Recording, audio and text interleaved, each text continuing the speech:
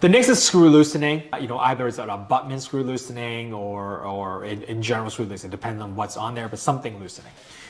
And so if you look at the literature, there's basically three components to this in determining screw joint stability. So you need adequate preload, a precision of fit in the components, and anti-rotational characteristics. So what's preload? So preload is basically the difference in your insertion torque and friction. So if you're torquing an implant restoration in, you're torquing in using a torque driver, that energy is going to be put into preload minus the friction, which is friction of the screw going in against the implant and the threads of the implant, and also some of that energy is used to displace soft tissue, if it wasn't tissue trained. So friction and the force of displacing tissue is going to be subtracted from your insertion torque, and what's left is the preload. And the preload is important because that's what's going to keep the screw from loosening. That's the clamping force that's clamping the crown to the implant. So in this article, basically they look at the preload after torquing and untorquing things. What they found is that if you tighten something and untorque it, and you tighten something and untorque it, if you over time, as you would expect, as the screw and the roughness of the screw gets smoother, you're going to lose preload. And so this study says that initially the preload was 209 newtons, but after you load it, you torque it and untorque it a few times, it actually goes down to 129 newton centimeters. So there's also some literature that says that there's a settling effect. So if you torque something in, there's some settling, and so that you should go back in a few minutes later to re-torque to get the adequate preload. These studies are a little bit older because this is a bigger problem a few decades ago. Okay, nowadays the chance of screw loosening is substantially less than before, and I think that's also attributed to the fact that the precision of fit is better. So if things are fit better, the chance of things loosening will decrease. Also, implant design. So the configuration of the implants and the abutments is also important. If there's anti-rotational characteristics, rotate, okay, the chance of screw loosening will also drastically decrease. And that also plays a role with misfit. Okay, so if things are very anti-rotational and are very precise and they go in nicely, things won't loosen.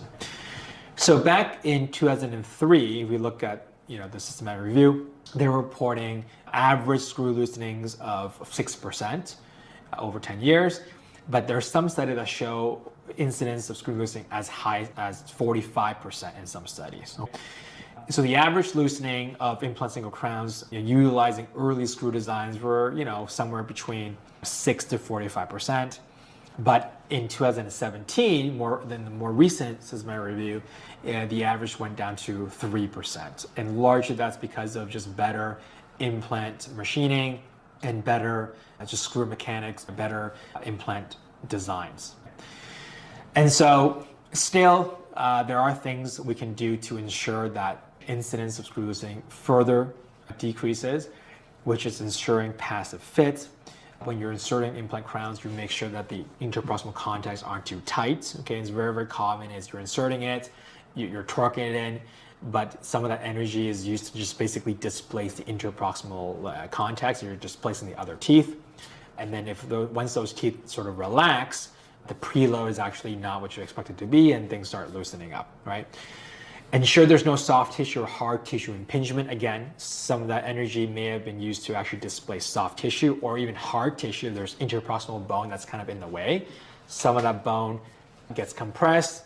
It resorbs a little bit after a few weeks, and then the crown is loose after a few weeks. And that's very commonly a cause, right? The crown, when you're porting it in, is compressing the interproximal bone.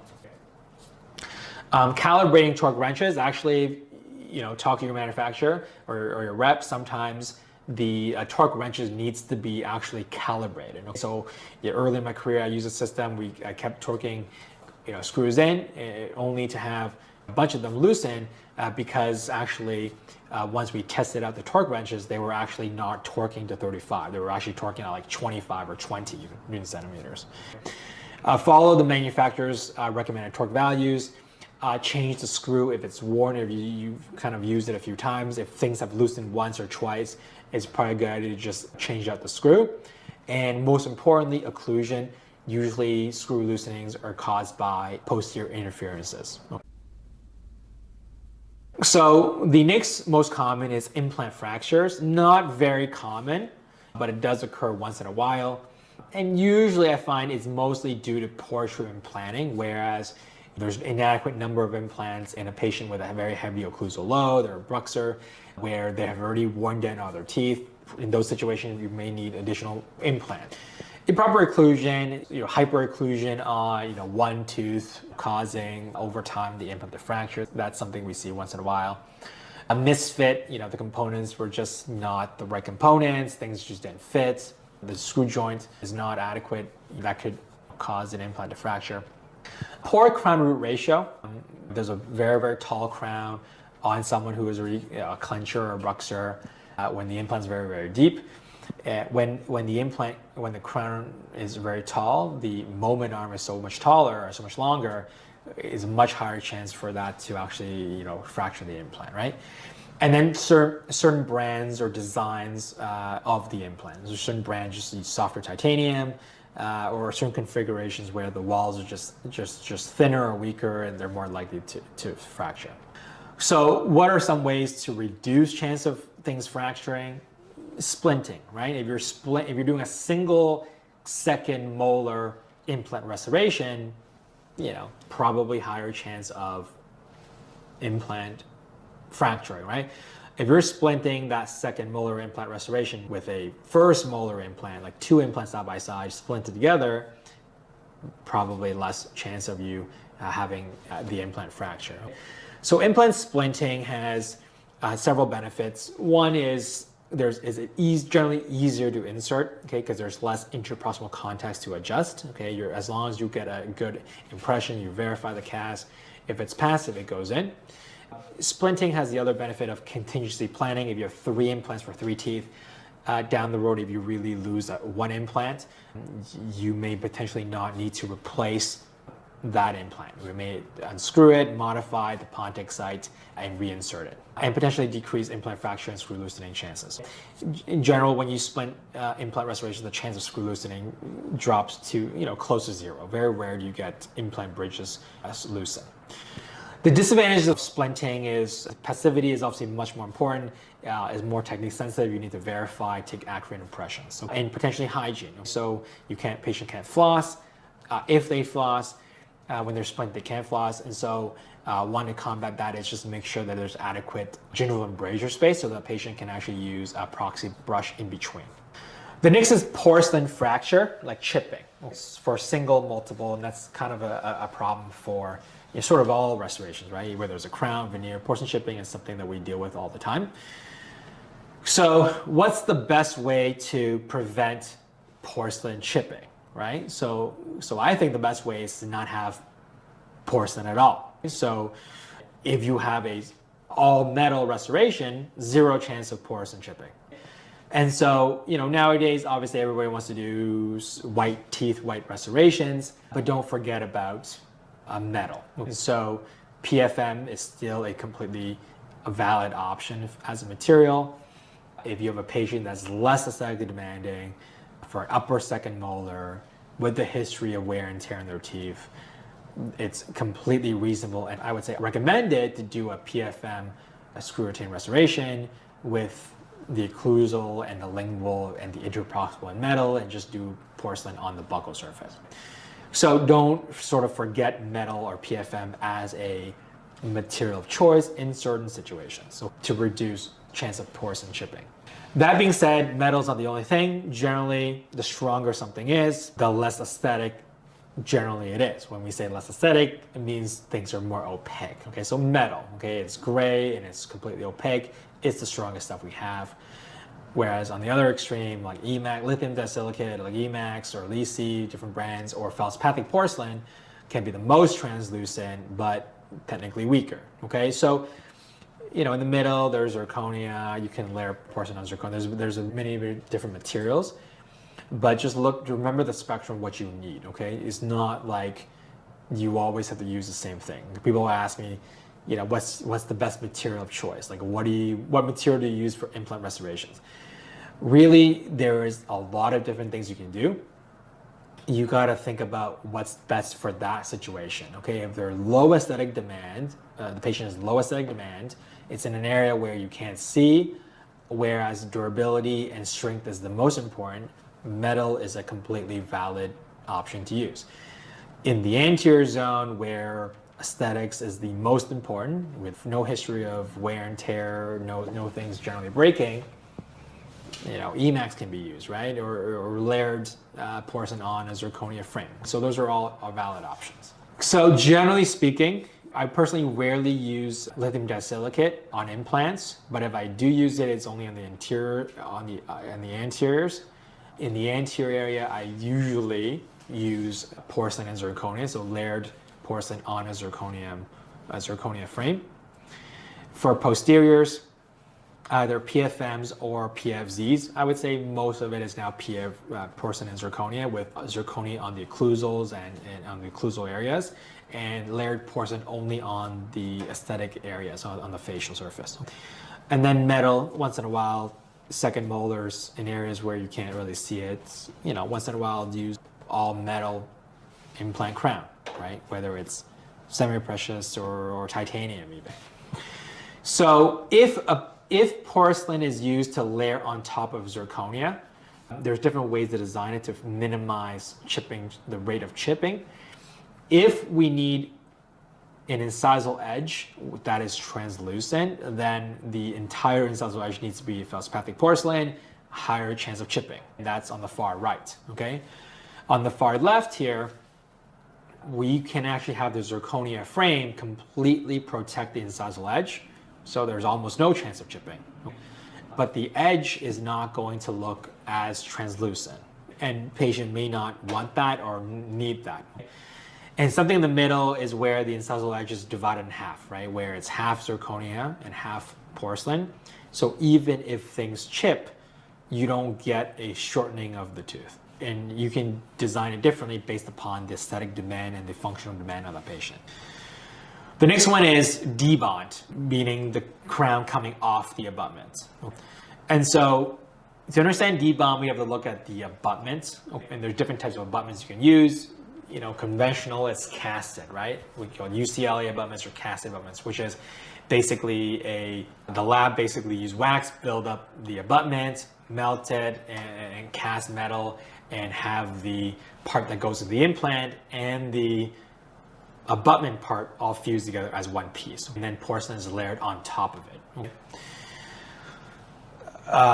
Nowadays, you can use angle screw channel abutments. There's several systems where you can use angle screws where the screw channel can be off angle. You can actually use screwdrivers that can actually torque in the screw off, up to 25 degrees off angle, right?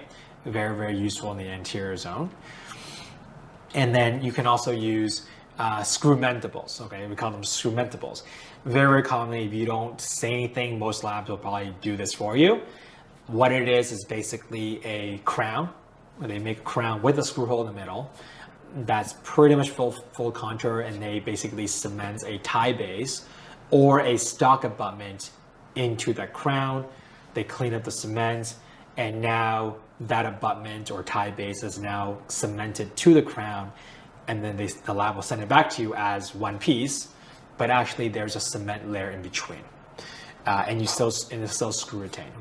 The main reason for doing this is that it's cost saving, because the tie base or the stock abutment is significantly less expensive than a UCLA abutment where they have to cast it and use precious metals.